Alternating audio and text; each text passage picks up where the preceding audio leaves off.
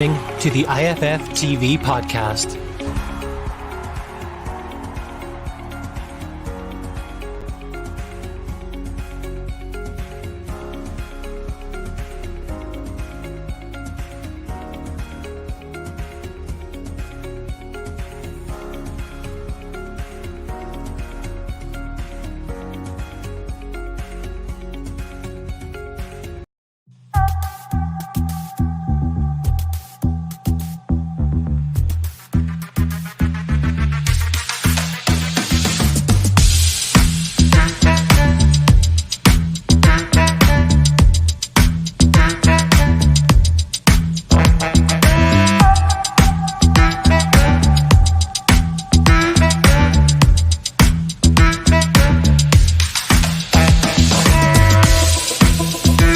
Hello, Irish Football Fan TV. It's myself, Paul Nealon, and I'm joined by Gary Spain. I know we've been away for a couple of weeks in terms of content and stuff like that. We were just kind of looking and assessing different things and kind of the best way in which we can get our League of Ireland podcast basically to perform. So we've kind of done a new format where we're not really going to go as much in detail about the round of games, because obviously every week things are changing so much. So basically what we're going to try and do from now on is we're going to try and get maybe two guests, maybe one if we can't get a second, but try and get two guests every week or every second week depending on fixtures, and basically have a chat with them regarding things around the league, whether it could be their team doing well or whatever it is. Gary spoke with Tommy Barrett earlier on today, which we'll have later on in the show, but we're going to kind of dissect some stuff. I obviously was this morning with Shamrock Rovers as well, speaking with Richie Tell and Stephen Bradley as well, ahead of their European fixtures as well.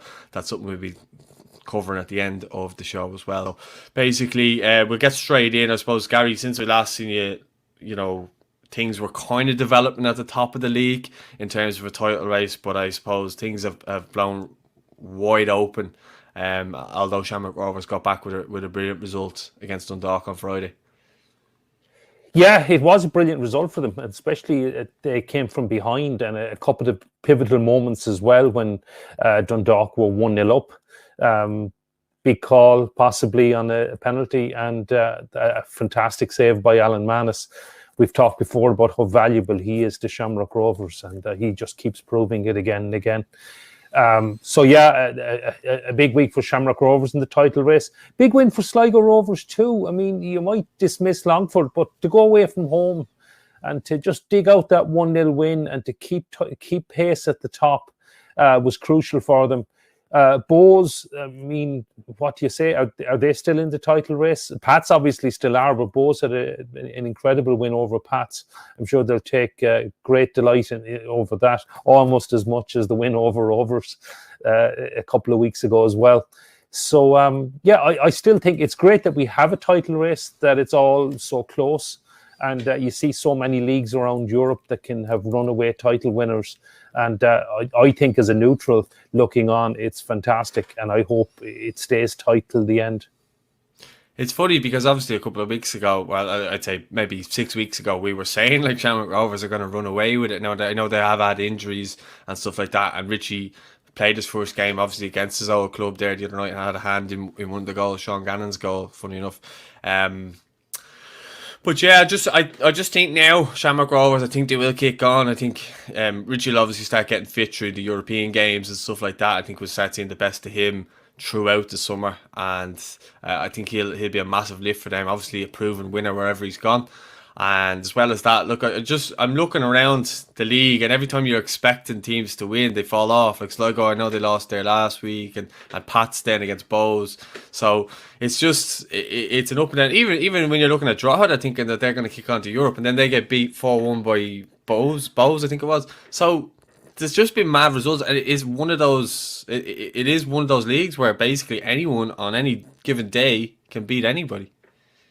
Yeah, definitely. And I mean, yeah, look, we were talking, as you said, a few weeks ago, and I think we kind of expected Shamrock Rovers to just kick on and win. And I know I did say the caveat at the time was possibly Europe.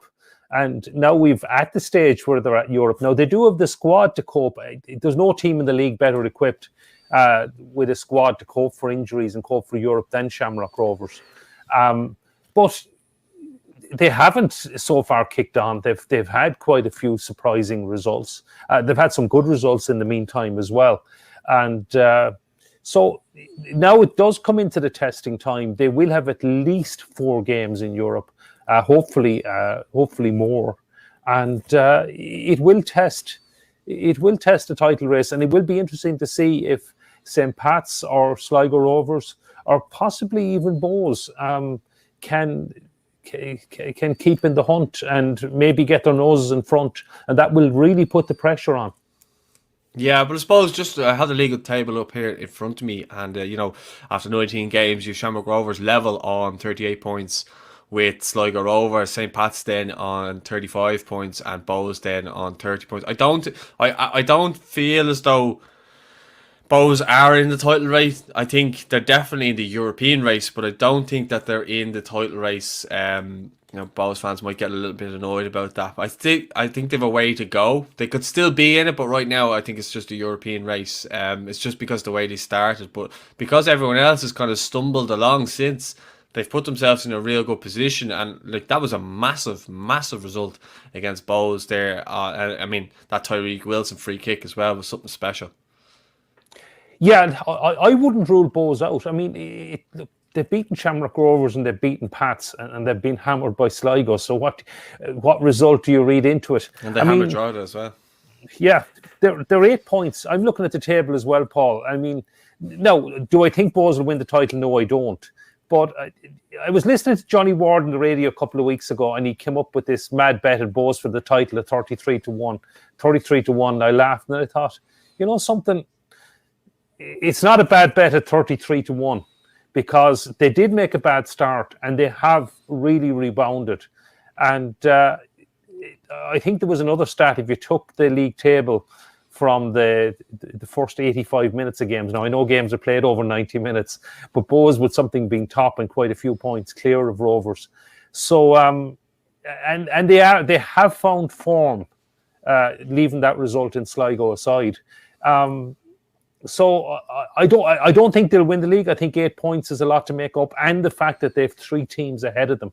It's not just that they're chasing down Shamrock Rovers. I mean, Sligo Rovers, I think there's 1 goal in it on the top on goal difference, and they've also got to catch Pats. So it's a big ask, and I don't think Bohs will do it. If you're asking me to put any money on it, I probably wouldn't, but I wouldn't quite rule them out just yet. And but you're basically backing up what I'm saying, but in a nice way. I don't know, Paul. I still think they're in it. I'm not ruling them out because I still think there's a chance, and I'm sure those Bohs fans will be feeling they have a chance. Now, funnily enough, we're talking about Rovers and Europe derailing them. It could be an issue for Bohs as well if they were to go on a run in Europe, because Europe is tough. You're playing midweek and then probably having to play again on a Sunday, or else your fixtures are backing up if you get your games postponed. It does have an effect. So I think Shamrock Rovers would certainly have liked to have a cushion at the top, which they obviously don't have. The only advantage for them is that Sligo Rovers and Bohs are also in Europe, but then Pats aren't. So maybe it's an advantage to Pats. But it'll be interesting. And I'm just delighted we do have a title race. But I still think Bohs are definitely in it, and I think any of the top 4 are capable of going on a run of wins, which will be interesting. I would definitely rule Drogheda out, even though they're only a point behind Bohs. I think Drogheda are doing incredibly well to be where they are, and I wouldn't totally rule them out of Europe, but they're on a fantastic run to be in 5th place, when I think most people expected them to be hoping to make the relegation playoff. Yeah, well, I think, just on that, I think with Drogheda, I don't think they were ever thinking we were going to win the league or whatever. They're just thinking get as many points as possible and safety first. And anything after that is a bonus. And same thing with Finn Harps as well. I think that's the same. Obviously, they got a 3-1 win over Finn Harps. And kind of Finn Harps are kind of up and down still, but I still think they're in a good position in terms of, staying up. I think Longford and Waterford are in a much worse position than them. Obviously they had a great start. I mean, they're down to 8 now, but they're 7 points clear of Waterford, and Waterford are starting to kind of break away a little bit. I know they lost against Derry, but yeah, I mean they're 4 points ahead of Longford now, and not that long ago, before Mark Bertram came in, it was a case where it looked like Waterford weren't going to win a game. In fairness to Mark Bertram, he's done a really good job to kind of get them going again. But Longford, I think, over the course of the season, I think now we're kind of seeing that they're going to struggle that bit more. And in saying that, Darragh Doyle did say originally when they came up that they probably weren't ready to come up, or I don't think he wanted to go up so soon. Maybe it was a bit too soon because they don't have that many players that are experienced in the Premier Division, Yeah, I think it's going to be very tough from Longford. I mean, they haven't won now since the opening day of the season. And so that would be 18 matches now without a win. And it is going to be very tough. Waterford have picked up that couple of wins, as you said. I think Finn Harps are going to be looking over their shoulder because they've gone a few games now without a win as well. And they have been slipping down the table. Now, 7 points is a nice cushion to have. And if they were to put a couple of wins together, it would certainly help. But losing to Drogheda, failing to beat Longford, still picked up a point, I know.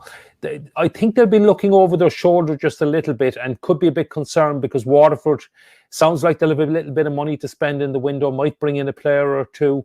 And I'm sure Waterford will be targeting Finn Harps. And I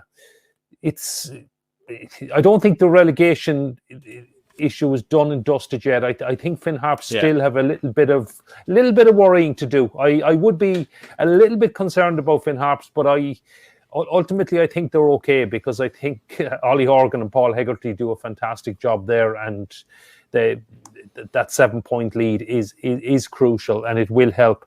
And they have a bit of an advantage in goal difference as well. I think it's a 14 goal difference so with Waterford, so that could help. And that 7-0 when you go back a few weeks ago may ultimately be very costly.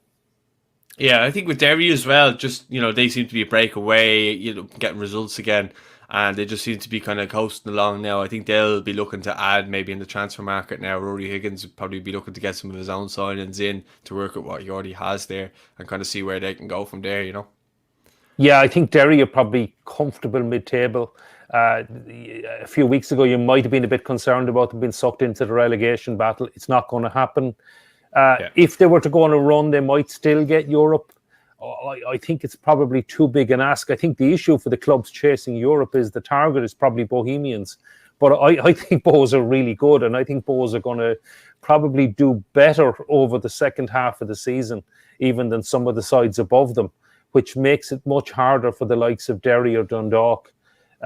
Or even Drogheda, who are, I know, just a point behind.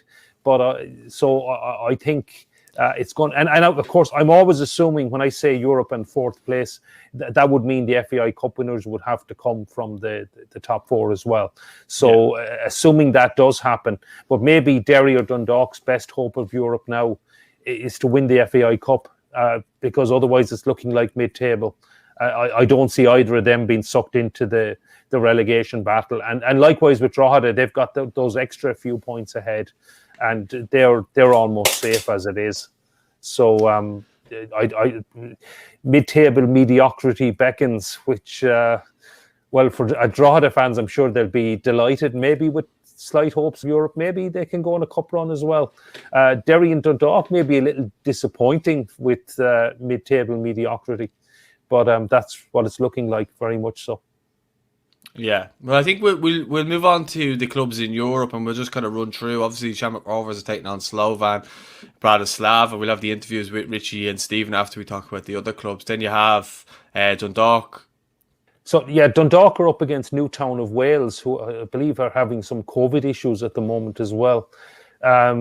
Even without the COVID issues, I would still expect Dundalk to have too much for the Welsh side. Really, they should be beating teams like that. Dundalk are the seeded team, and I would expect them to win comfortably over two legs. We've had a couple of disasters in our league against Welsh sides over the years. I know Longford will have absolute nightmares. They're 2-0 up going to Wales, and they even got the away goal over there and still managed to lose the tie. An absolute nightmare. And I remember going to see Bohs playing TNS at Dalymount Park, and it was 1-0 going on about 10. And I think the only thing I remember coming out of Dalymount Park is I don't know how Bowes didn't get 10. Paddy Madden, he missed sitters. And I said the only good thing is Bowes will surely go and win the return and help the coefficient. And somehow they went and lost. I think it was 4-0 to TNS. I think there may have been other issues surrounding that game that I probably wouldn't get into. But certainly there were a couple of embarrassing results for the league. But having said that, I mean, Bowes have gone to Wales. Derry have gone to Wales. I think Derry had a record away win for our league, or record aggregate win. There's been some very impressive wins. I remember Cork beating Cumbraen way back in the first meeting between our leagues. I do expect Dundalk to win. They should win comfortably over the 2 legs and progress to the next round. So that's in Oriel Park on Thursday, with a very limited number of fans. So we've got Bowes and Sligo both playing in Iceland on Thursday evening. Up against teams that aren't exactly setting the house on fire in the Icelandic League. Sligo Rovers are up against FH from Harnafrojor. I think that's how you pronounce it, but they're known as FH. They're known as FH, which is, so if you don't want to try and get your tongue around it, calling them FH is actually the correct name anyway. And so FH, I can say that. FH, you can say that one. So both the Icelandic clubs are seeded, but if you're looking at the league tables, neither have impressed too much. And both Sligo Rovers and Bowes are flying. Bowes are playing Stjarnan. And I expect both our clubs in Iceland to give a very good account of themselves. And I'd be quite hopeful that at least one, if not both of them, can get through. Big one then, of course, that Bowes have got 6,000 and sold it out in the Aviva for the return leg. Sold out in a few hours, I believe. And that's fantastic to see. And it's going to be great for Bowes have been on long before COVID, they've been on a fantastic run with Keith Long. Their support base have been increasing, memberships increasing, season ticket holders, etc. And it's going to be the biggest crowd at an Irish football match here since COVID. It's going to be fantastic to see, and hopefully they'll get to roar Bowes on into the next round. And but first up on Thursday is the away leg, and hopefully they can get a good result. And I can only imagine, I don't know what the limit for the attendance is in the showgrounds for the Sligo game, but there must be some scramble for tickets for that game as well. And I really hope Sligo can do the business as well.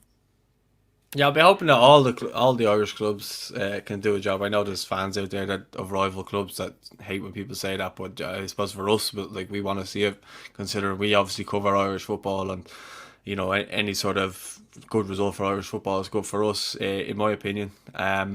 But we haven't really spoken about Shamrock Rovers and Slovan Bratislava because I'd spoken earlier today with Richie Tell and Stephen Bailey, so you can hear that here. Delighted to be joined by Shamrock Rovers new signing as of 1st of July, Richie Tell. Richie, firstly, how are you? Yeah, I'm good, Paul. I'm good. Really good to be home, so I'm excited for the new challenge.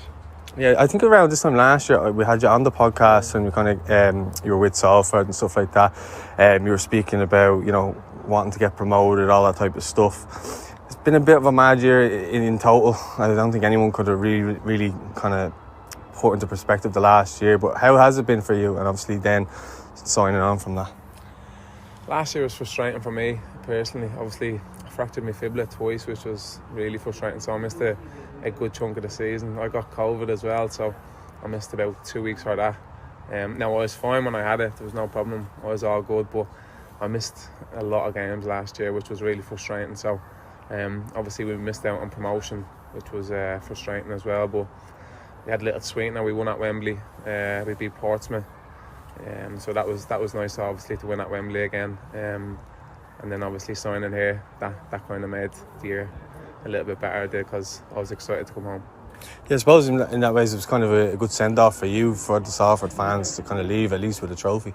Yeah, of course, that's what any club I've been at, Paul, I've been lucky that I've been successful. So I was thinking that when we weren't going to get promoted, that I was going to leave and I wasn't going to have anything at Salford. But luckily enough, we won at Wembley, and it was a great day for our families and for the fans and for the owners as well.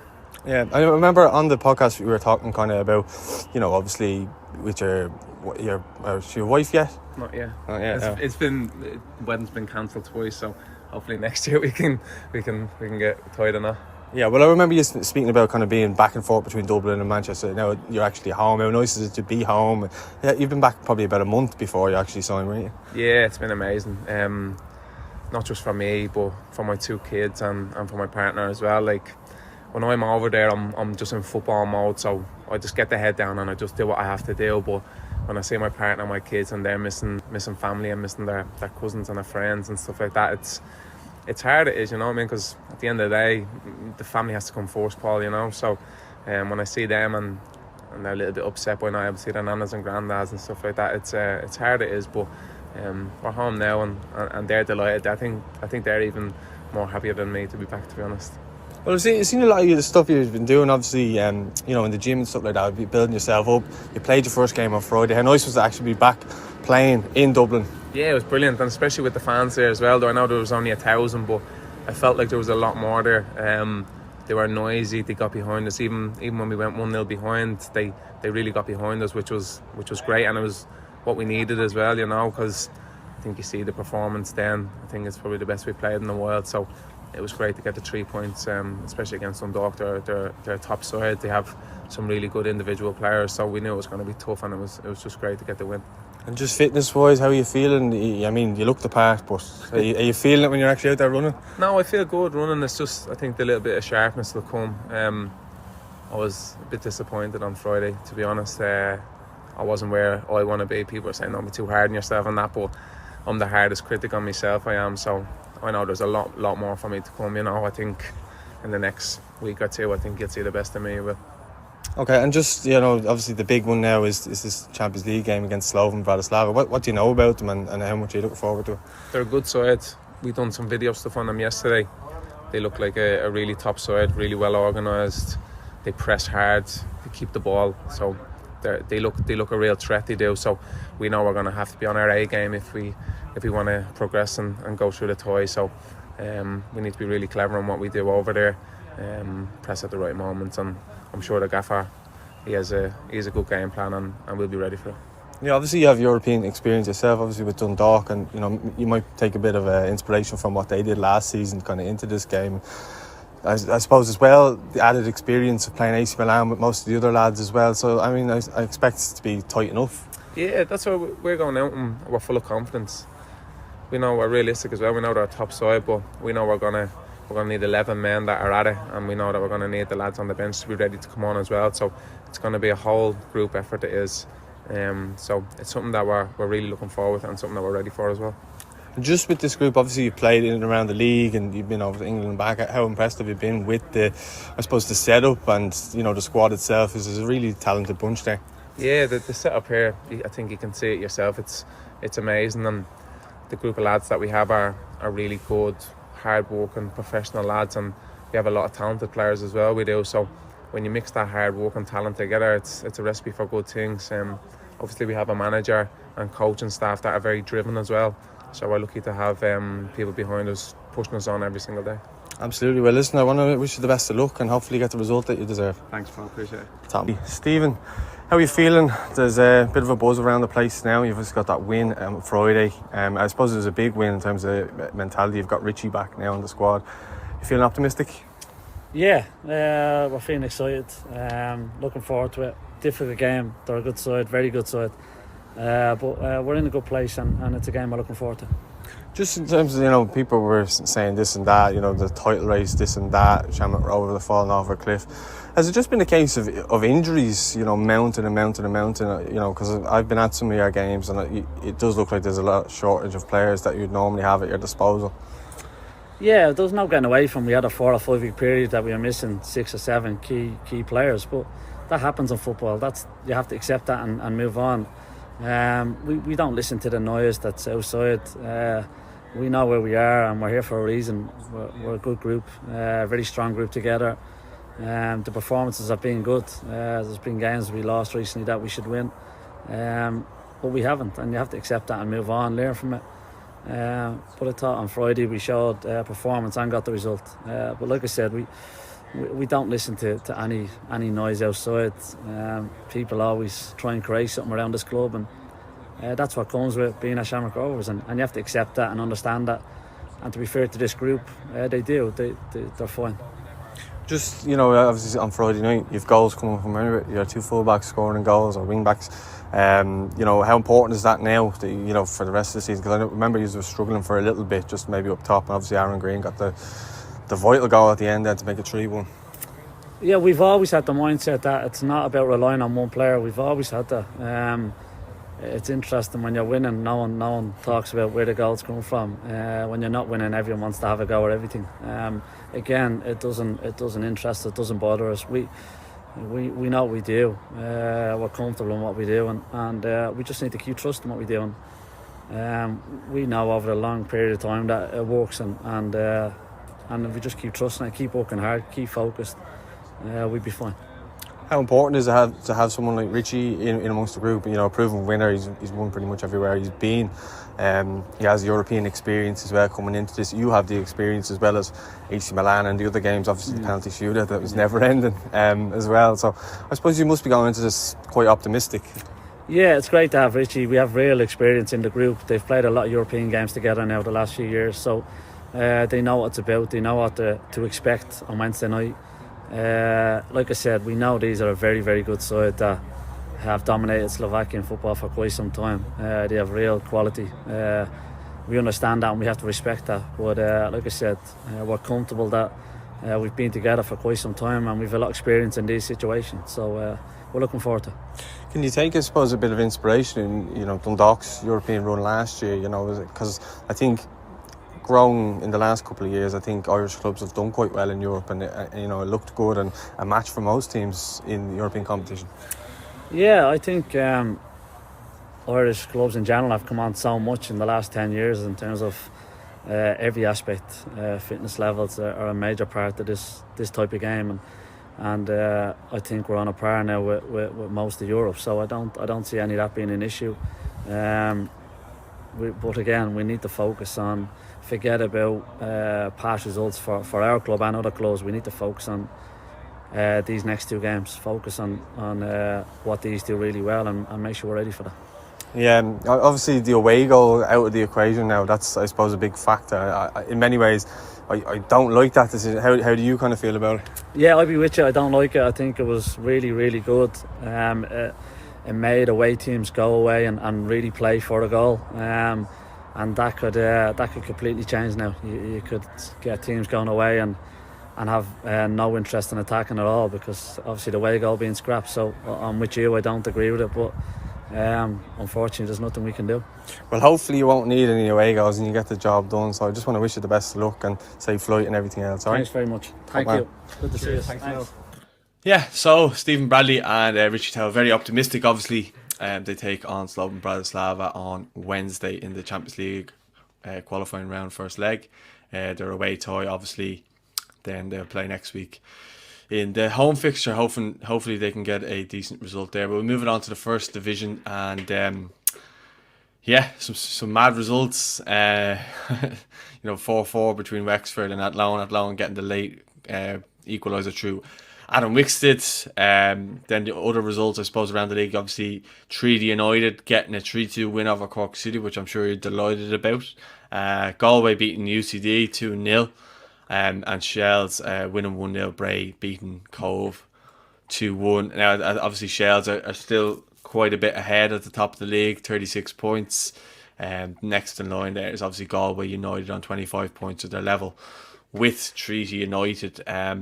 Seem to be level on all aspects there, goal difference and everything. So you're joint second, Treaty United. The rest of the teams kind of fallen away a little bit, you would say, especially Athlone, considering their good start. Bray are kind of hovering where they were. Cabotili up and down, mixed. Again, I'll kind of touch on that game because I was at it. And I suppose Cove are doing well to stay above Cork City. Wexford are kind of just hovering around the bottom there, not really getting the results that they probably want. But in retrospect, you look at their squads in comparison to others, they are a very young squad, I think. But I suppose, did you get a chance to see the Treaty and Cork game? Yeah, so I got a chance to look at some of it on the stream, and it was a huge win, and I think it's important. You can see my interview with Tommy later on, but Treaty did bounce back from the 3 defeats this season. They've bounced back with 3 very good wins. Perhaps a little bit fortunate. Cork will consider themselves a little bit unfortunate to have taken something out of the game. But Treaty bounced back very well from being 2-1 down at half time and showed great character to go on and win the game. And it's just been a surprise how well they've done. And I mean, we touched on that in the interview with Tommy, that the squad was cobbled together at the start of the season, probably weren't even fully fit, and just managed to dig out results and stay in contention against sides that have far bigger budgets. I mean, you mentioned Shells, and Shells are on a fantastic run. I think since they drew with Treaty, they've won the last 8 games.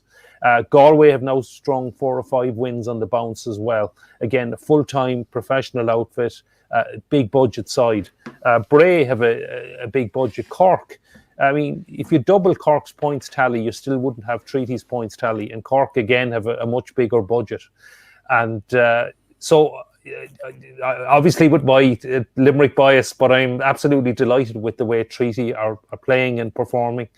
And I think in only in alphabetical order are Galway ahead in the league table. I don't know what would happen if this...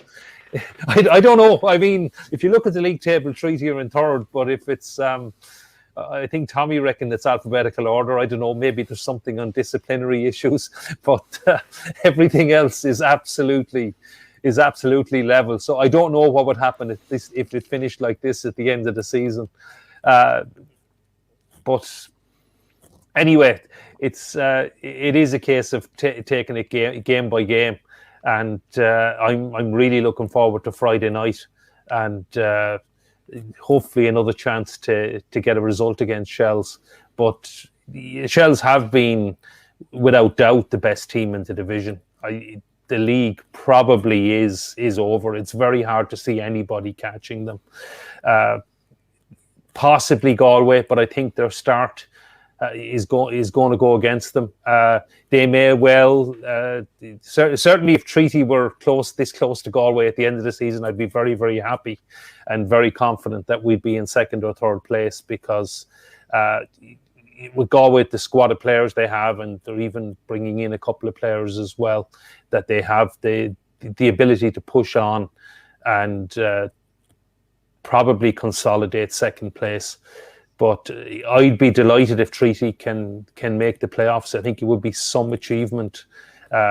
Even at the start of the year, I was delighted to have a team back in Limerick. And the performances and the results have just been superb. And I think it's a question of keeping it up. And then not even with all of that, Tommy's been so unlucky with injuries, and so many crucial players have been missing for so many key games.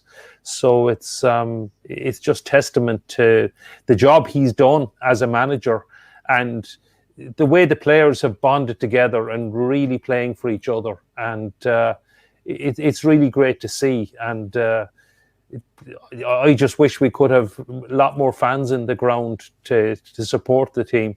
But as Tommy said, they're getting fantastic support on social media, and it's really getting through to the players, and they do appreciate that.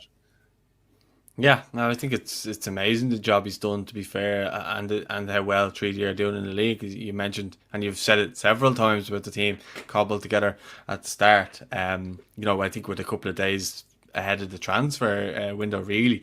But yeah, they've been flying, and credit to them. You said Shells have been the best team. The performances haven't really showed that. Again, I remember the game I spoke about Shells and Wexford earlier on the season, and Wexford had to put the ball in the net for Shells because they couldn't score. The same thing happened against Cabo the other night. Like it was in the 90th minute. It looked like it was going to be a 0-0 draw.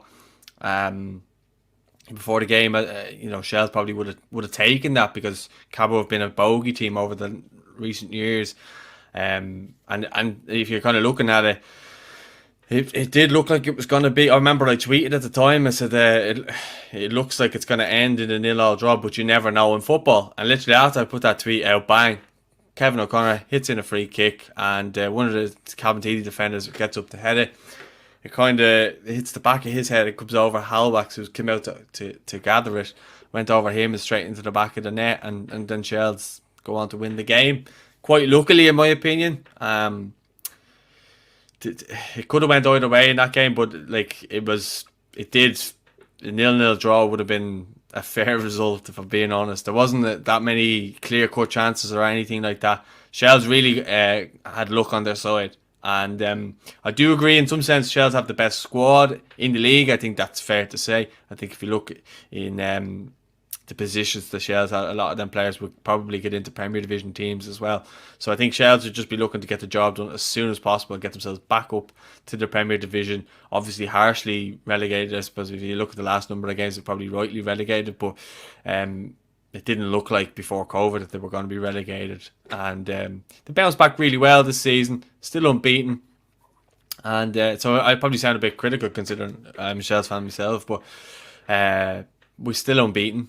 But I just think we could be doing better in terms of performances. But look, we're still winning games. It's still 3 points. You can't knock it. It's another win under the belt and still stretching the lead ahead at the top. So yeah, I think Shells will get up as soon as possible. And yeah, I suppose that's really it in terms of that. I mean, everything else has kind of stayed similar. I know for UCD have kind of dropped off a little bit, and you've kind of mentioned Galway there. But I suppose we'll get straight into your interview with Tommy Barrett.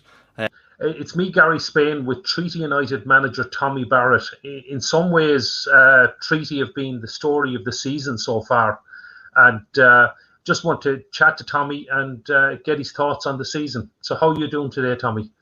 Great, Gary. Yeah, glad to see you showing your Limerick bias there. I love that.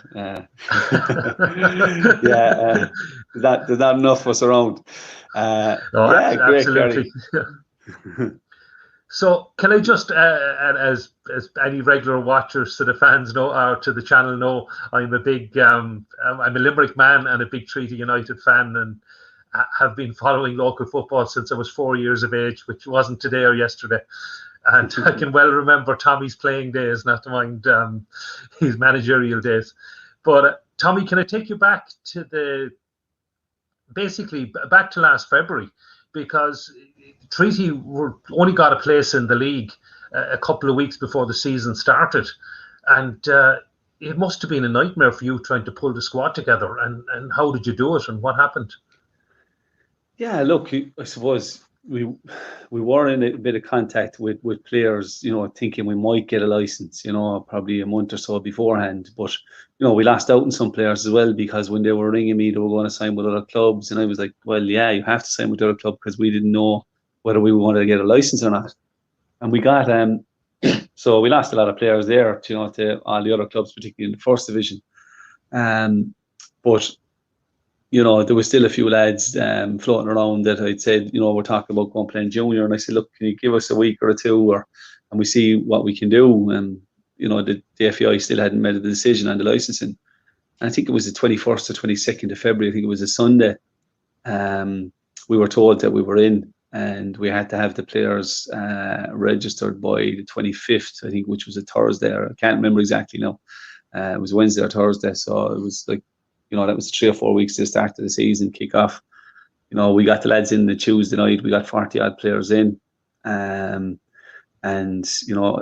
lads that had contacted, when they heard that Treaty were going to be in. And I could only go with lads I knew or, knew of, and knew they were good lads. So we signed 25 lads. And as I said, we signed primarily, from Limerick in the region. But, there was some lads that came down from Galway, as we know as well, that, would have known from managing against, and players that I would have coached under 19, and a couple of them were with Galway, and they knew these lads were good lads as well. So we went with those, and we were delighted to get the lads signed, and we had those 25 then training on the Thursday night, and we organised a friendly quickly for, I think it was the following Monday, or it might have been the Monday after, for Waterford. And we took it from there, and we got to, in fairness to that loan, they gave us 2 friendlies as well, home and away, and that was the start of the season then after that, so we were right into it.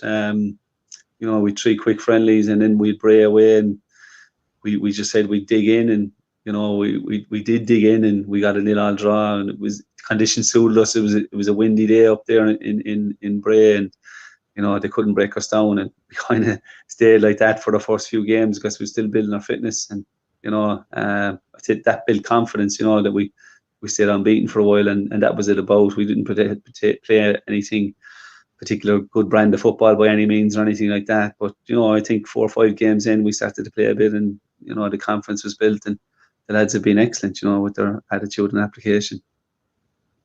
Yeah, you mentioned the region, because it's the first time in certainly over 50 years following the Limerick football that the whole of the Midwest seems to be represented, because you've obviously lads from Limerick City and a few from the county, but you've Kerry, Tipperary, Clare, you mentioned Galway, you have a couple of Cork lads as well.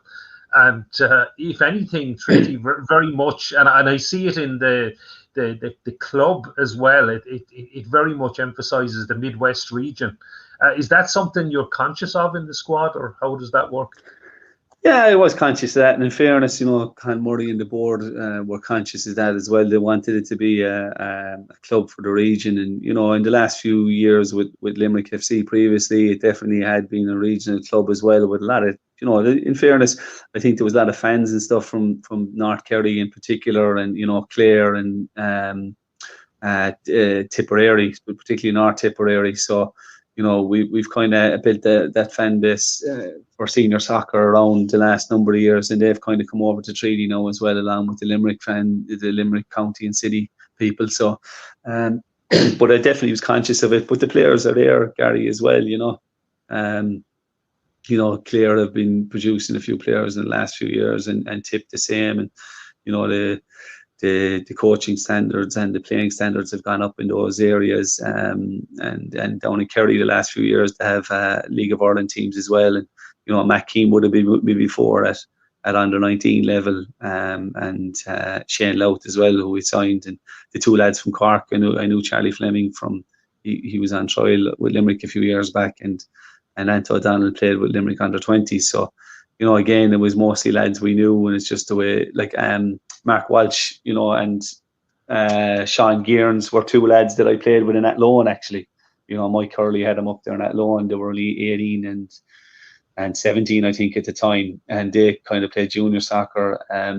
Sean Gearns, quite successfully with St. Michael's and won FEIs, but I suppose Mark Walsh would have went under the radar because he was with Nina Celtic, which wouldn't be, Nina Town would have been the stronger Nina out there, and Nina Celtic would be, they wouldn't have been as strong as the Town, I suppose. And he was kind of, Mark always kept himself well, and he was playing away with his home club. So it just goes to show lads can make the jump as well back in, So, and obviously then we have the other lads from Clare. So it's a good mix, it's a great mix. Across all the counties and all social classes as well involved, and they're a great bunch of lads, and they're doing great, and they've become really good friends now as well, which is great to see. Yeah, you mentioned they're a great bunch of lads, and one of the things I find it's so obvious and I've been privileged to be at the games and watching the games, is the togetherness and the camaraderie in the squad. That you can see they're all wishing each other well. There's nobody moaning about being, or if they are, it's not very obvious, moaning about being out of the team. They're all supporting each other, and you've really built a great team spirit. Is there any secret to that, or how did that come about, particularly when the squad was pulled together at the last minute?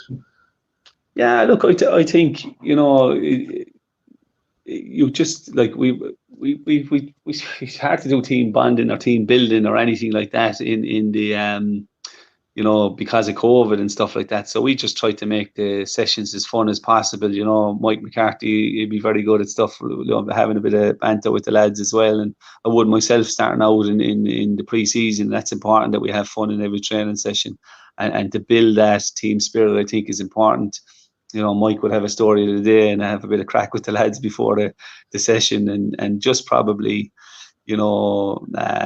make fun of ourselves and have fun with them, and just build that and make it fun. I think, Gary, is important, because at the end of the day, it's still a game, and we forget that at times because, we want to win and it's about results. But certainly we took that approach early on to get them. To get the lads to know each other a bit better and had to have a bit of crack and banter, and I think that builds spirit. And then of course, look, results build it as well. You know, when they're in the trenches together, particularly up in Bray, and you build that kind of mentality just to hang in there, as we said in the first game, and getting points on board builds confidence, and everyone is happy then when it goes down. But look, we have a few good characters as well in the squad. You know, we have a few jokers and a few lads that kind of bring together, like Kieran Hanlon, in fairness to him. You know, is he has the lads and he's keeping them in check, and he's finding them for left, right and centre for everything, and those little things, a bit of crack as well, you know. So and there's other good lads, the boys from Cork and the Galway lads. It's a really good mix. You know, Anto Donald's a bit of a character as well, and there's a bit of banter there, and you know, the likes of Jack Lynch and Mark Ludden have that wit as well. So there's a lot of witty lads there, and they're experienced lads as well, and they bring they're just good people, and they bring the young lads on and to show them how to behave professionally, and I think the younger lads have kind of bought into that, so it's great. Yeah, and you mentioned the Bray game and the start of the season, and definitely it was a case of digging in, and I suppose certainly for the last half an hour trying to hang on for the point with 10 men, but it was certainly a hugely impressive result against a Bray side that frankly would have expected. They perhaps should have won the league last year. They lost on the final day. They probably still fancy themselves to go up, or they'll probably be in the playoffs now. But to start off with a draw there, and then to go on and again beat Wexford with 10 men, draw with Cove. Did it just go on a roll from there? With 10 men, there's a team there, isn't there? It did, Gary. Look, well, I suppose, look, again, you know, that probably even gave us more confidence, you know, that like we 3 games in a row with 10 men and we stayed unbeaten, you know, because we probably played in those games, we probably played more with 10 men than we did 11, you know, if you look at the numbers, you know, the lads were sent off quite early. Harsh enough now, bar Charlie's one maybe I felt in the three sending offs, but you know, it does build confidence, and it gives you that bit more confidence, because, you know, if we can do that and get results with 10, you know, why can't we get them with 11? And, you know, I think it's proved that way since. But, you know, look, we're not getting carried away either, because there's a long way to go yet. And, you know, we've Shelbourne coming up on Friday, and that's going to be a real big game for us, you know. And after that, then, I mean, I think we went away to Galway, and I think everybody was expecting the first defeat, full-time professional outfit, and you were seconds away from winning the game, and probably one of the most gut-wrenching equalisers, because it was probably totally undeserved as well. Did that feel like a defeat rather than a point? Well, at the time, look, it probably did, and the lads were a bit upset about it, and, you know, but look, we played Galway off the park that night. I felt, you know, that's when we really started to play. We played really good football, and you know, we good patterns of play. We got the ball down and played, and you started seeing a bit of a rhythm about us.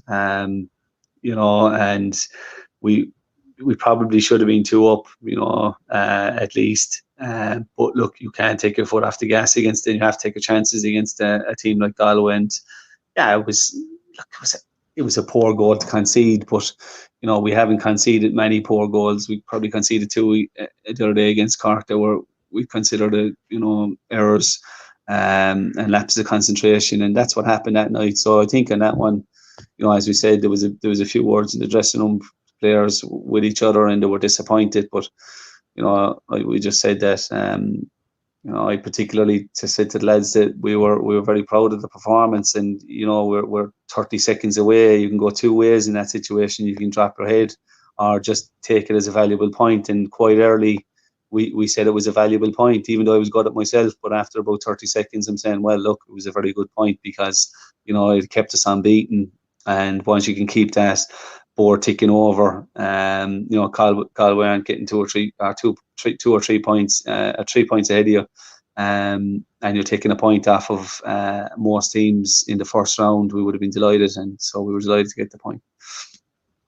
Yeah, and you responded very well then. Big Munster derby the following week, beat Cork in the Markets Field. That Yeah, must and have look, been great. Yeah, it was brilliant, and we were probably lucky against Cork. Like, it's the way it goes. We probably should have beat Galway, and then we got a bit of luck against Cork. We probably should have beat Cove be previous that way, but it seems to be like we're going. Winning games probably not at our best, and then when we were playing really well, we seem to be getting draws or defeats. So it's a funny old game at times, Gary. I think some of the better games we played this year, we've well, not the Galway one, but certainly UCD, we were very, very good, and against Shelbourne we were very, very good, and Galway the first time.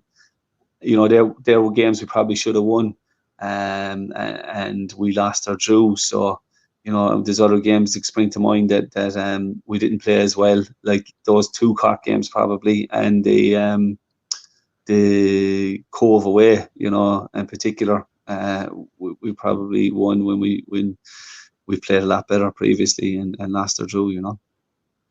yeah, and maybe another thing. Go on then to the Shelbourne game was just totally topsy turvy. Winning in the 90th minute, losing in whatever the 96th minute, and equal, and drawing at the death. I don't know what to think after that, but certainly it was a fantastic performance. And it was, yeah. Yeah. Look, it's a really strong Shelbourne team. Like I felt in that game, we could have been 2 up, and you need to put. I think McKean at the post, and we had a few other chances, particularly from set pieces, and we should have been 2 up at half time at least, I felt. And but Shells are a very strong outfit, and they were going to come back into it. And I thought we were going to get away with it. The 89th minute to score, I think, and then the 92nd minute as well, or the 93rd minute, whatever it was. But look, it probably worked out. It was probably better than the win, the way it worked out. Because I know that sounds crazy, but.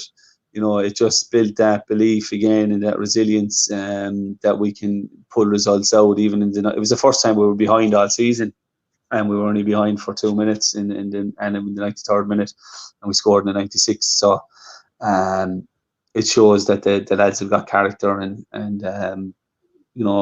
that's important in this division, that you have to have that, and you have to grind out results. And look, we hope to continue to do that.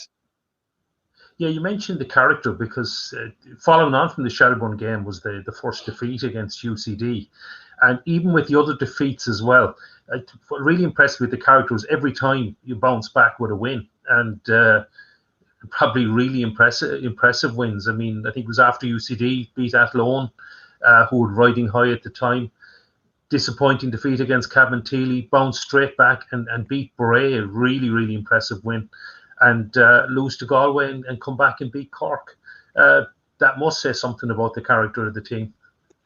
Yeah, I think it does, Gary. Yeah, and that UCD game, as we said earlier, we probably should have won that. We were 2 up. They probably should have got a man sent off. At 2 up. I think it was. We spoke about that tackle, and we've been on the receiving end of some of those decisions, unfortunately, this year, where we felt that players could have got sent off against us, and we hadn't got that. But look, that's the way it is. It didn't work out for us. But we still hit the post, I think, in the 90th minute against UCD, and we could have come back and drew 3-3, and we were fairly depleted that day as well with injuries. With we were missing our 2 centre halves, and Jack and Clyde, who normally played centre mid, both played centre half. And look, no fault of theirs by any means, but it certainly weakens us in key positions when players like that are missing, and the lads then are missing out the centre midfield, and they've been really good when they're in there. But both played in the next game. The 4 lads played in the next game against Athlone, and we won that game, and the 2 of them were very good in the centre mid. So we missed them in there. And then the Galway defeat, I think there was nothing in the Galway game. Like, we were missing 9 players, like probably 5 with 16 in the squad that day. And to be honest, five lads, I don't want to be making excuses, but 5 of those lads would have started most of the games for us that we were missing. The midfield had never played together before, and we put it up to Galway without really ever threatening them in the Markets Field. But they got a good goal. It was a good headed finish, to be fair, but it was probably the only clear chance in the game. We didn't create much. We didn't create enough. And they got a few breakaways near the end. That was about it. But I thought we did really well considering, and to bounce back against Cork, particularly in the manner we did, because we were 2-1 down at half time. We could have easily dropped the heads, and so I was particularly delighted with that win, to be honest. Yeah, you mentioned the injury situation because you've been, I think, really unlucky with so many injuries, and as you said, so many of the starters. I think you can pretty much name everybody from Ty Grine in goal right up that's been out for some period of time.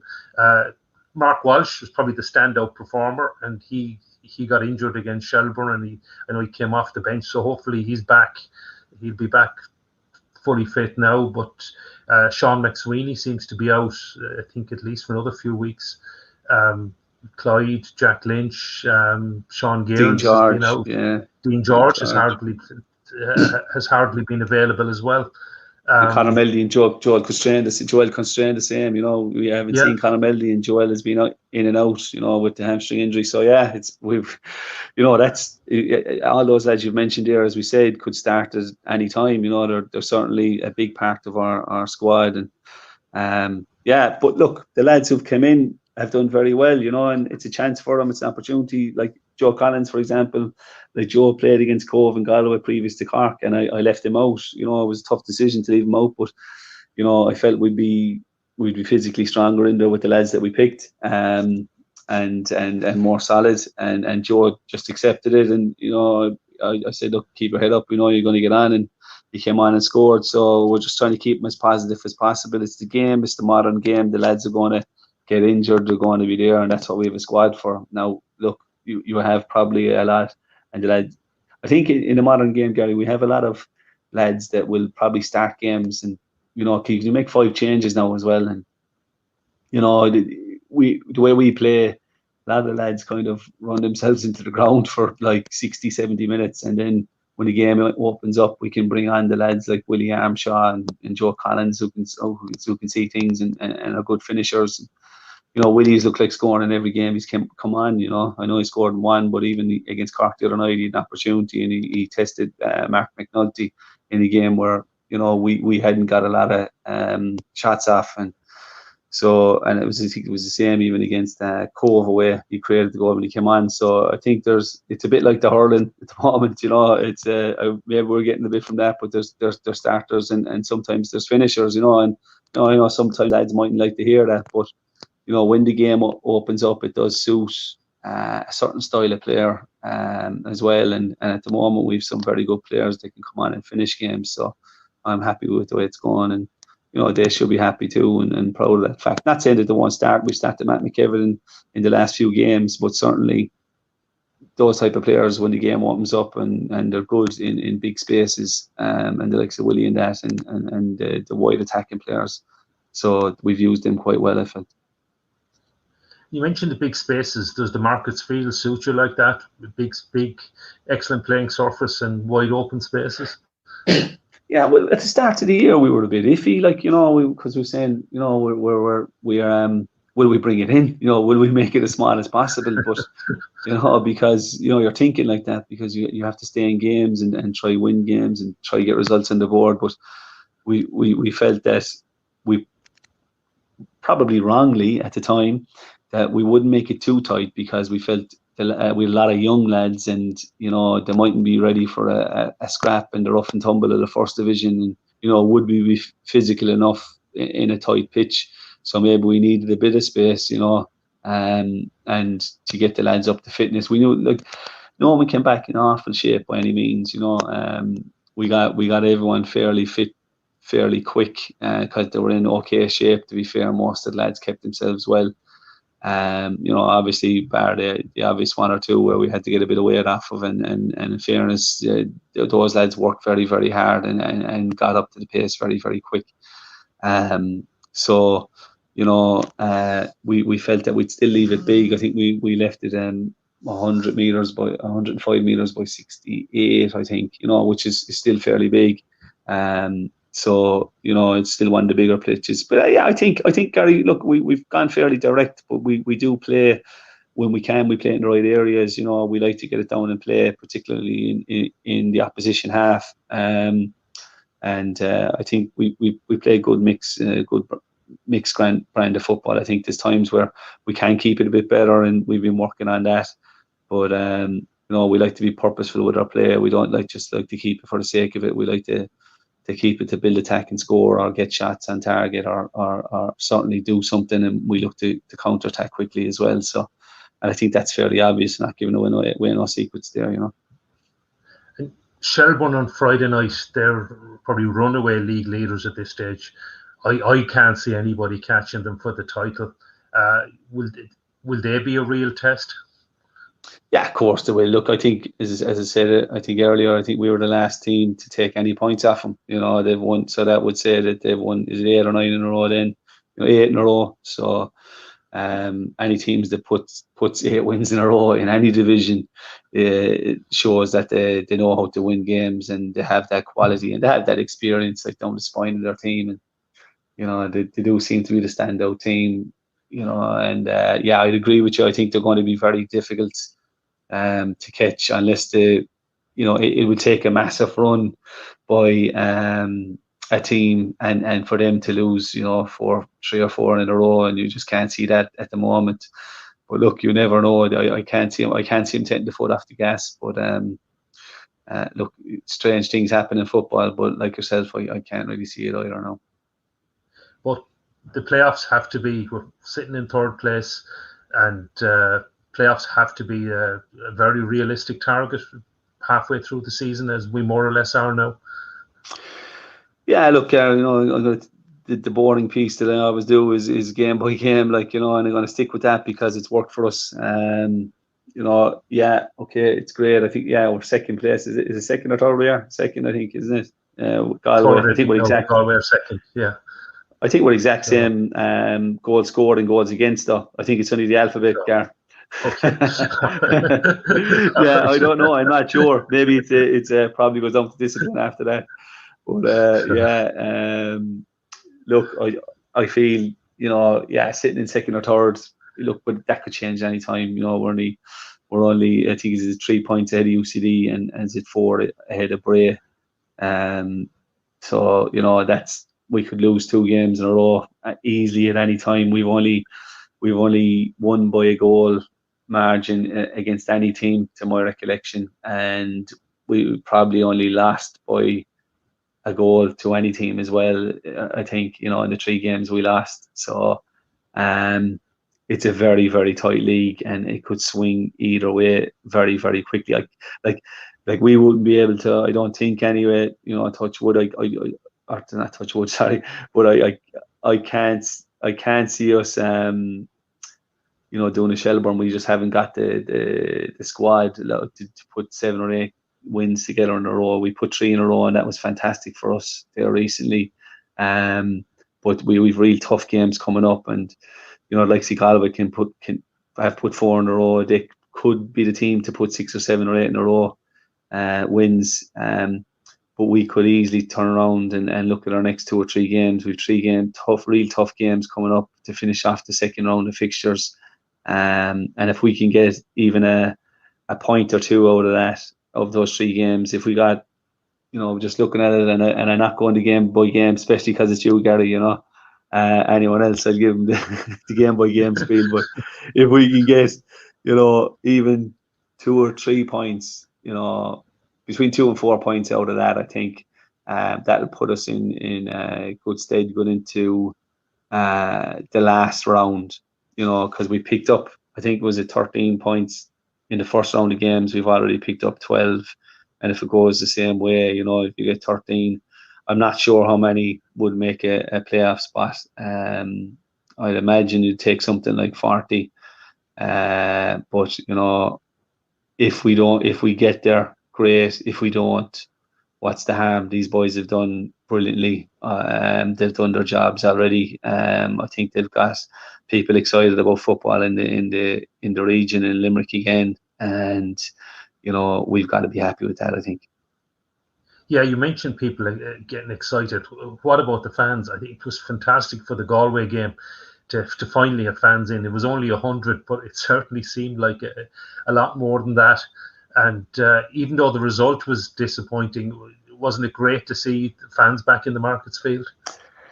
Yeah, it's fantastic. We were delighted, and fans for the first time, and they quickly kind of got behind us. And look, we could feel that from kind of the first game of the season. You can feel the energy that's generated around the city and county and the region, and you can get a lot. You can, I suppose, excuse me, it shows the power of social media as well. You can feel that on social media. Social media is a great tool when it's used properly, and it's used for positive effect, and it has been. And that energy transfers, I think, even to the players, through social media and other media platforms as well. And I think it gives the lads a boost. It certainly does, particularly modern young players. They enjoy that. I suppose praise and a bit of adulation, or whatever way you want to look at it, and they certainly enjoy that, and they communicate that way. So to get positive feedback is great for them through them platforms. We just have to be careful that you don't be looking for that validation all the time, because when you lose games and you want a bad run, that can change quite quickly. But I think people know what we're about. There's a long-term plan there for the club. And it's not just about winning games, it's about building something here. And I think we can't get away from that, Gary.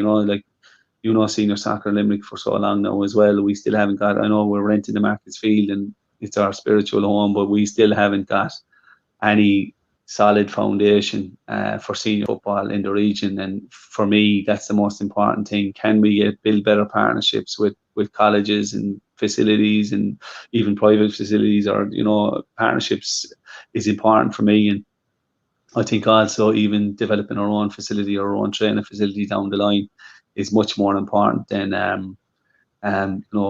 aspiring to play in the Premier League. I think we need to look at our underage structure and get that right, and get those boys trained professionally, and in maybe in 8, 9, 10 years time, that that the under 14 team will the under 14s and 15s will be making up the majority of the first team, and they'll be top class young professionals. And I think that's the way we need to go, and build a strong club off the field before we start looking for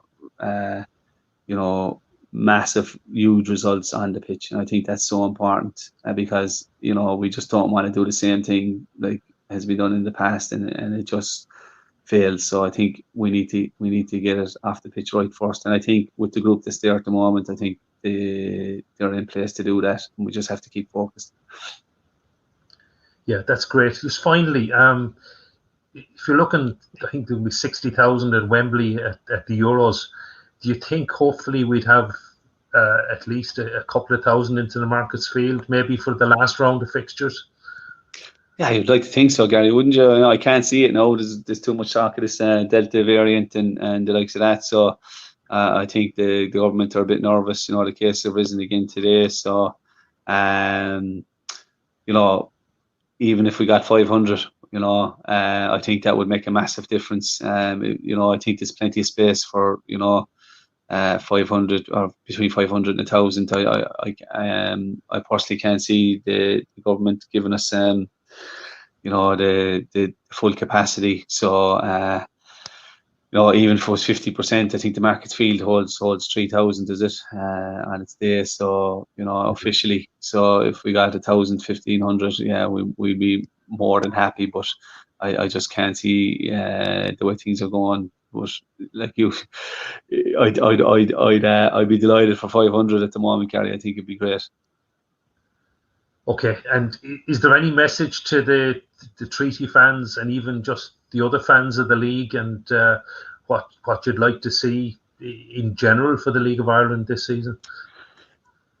Well, I don't think it's about this season, Gary. I think it's about long term. I think we need to. I've spoken about this numerous times in the past. For the last number of years. I'm going on about it. We need to develop an industry in this country, and a football industry, a proper football industry. The FAI, obviously have their problems, and a lot of debt. So we need to get source more government funding, source more sponsorship. We need to build proper regional academies and facilities for football in this country. And we need to hire more full-time coaches, or if not full-time, certainly part-time. But kids need more contact hours. You need to develop the school system a lot better. And they need more contact in school and in college. And if we're serious about our football, we need to put money into it. And whether that's through the government or corporate sponsorship. But we certainly need to build better facilities, better stadiums, and have a better plan in place to develop our younger players. Yeah, it was interesting. I was talking to somebody about the way Hungary have done it. Now, I know it mightn't be the best country from some other examples, but they allow private industry to write off 100% of any investment in sport against tax. And their football industry, as you mentioned, has blossomed from being, okay, historically they were obviously a huge footballing power, going way back to the 1950s. But in the last few years, the clubs have blossomed. They've got fantastic stadiums there, and obviously their national team they did so well. Probably the unluckiest team in the Euros, if you're looking at it. But do you think that is maybe a way forward for here if the government would agree to that? I think it's a great idea, Gary. I think the issue in that kind of stuff is should that go into a central pot then? Because if you start doing it, leaving companies, a lot of the companies they might sponsor rugby or GA before soccer or hockey or tennis or whatever, and they mightn't be. It mightn't be as needed in those sports as it is with the likes of football, soccer, or tennis, hockey, whatever. It seems the equestrian industry, the horse riding industry get a lot of money as well. But we're the most participated sport in the country, and in a lot of those countries in Europe, soccer is number one. Where here it's not number one, but it's the most participated sport. And I don't think that reflects in corporate or government funding or sponsorship. So I think there needs to be, for what reason, I don't know. Maybe the pulling power isn't there because, originally, as we know, soccer was a working class sport, and, it mightn't have got as many votes and it's a bit more political probably. And the GA and the rugby have been very good at sourcing funding where football hasn't. So I think, if something like that happens, maybe it needs to go into a central pot just for sport, and so that the other sports aren't neglected and it's not all going to the top two, or, even with football, the top three, because, that wouldn't be fair on anyone, Yeah, very interesting. And hopefully we'll see something like that happen. Okay. Yeah, it'd be great. Yeah, that's great, Tommy. Thanks for your time today. And obviously, my Limerick bias and treaty bias, best of luck for the season as well. And really hope end up in the playoffs. Okay, thanks. Sound, Gary. Hope to see you next week. Okay, and a huge thanks to Tommy for that interview. It was great to talk to him and to get his thoughts on the season so far for Treaty United, which for me anyway has been fantastic. Yeah, well, I hope you enjoyed the new show, guys, and let us know if you enjoyed the kind of format in which we're kind of trying to change things up a bit just to see how it goes, really. Yeah, huge thanks for watching. Don't forget to like the video, don't forget to subscribe, and we'll speak to you soon. Thanks for watching.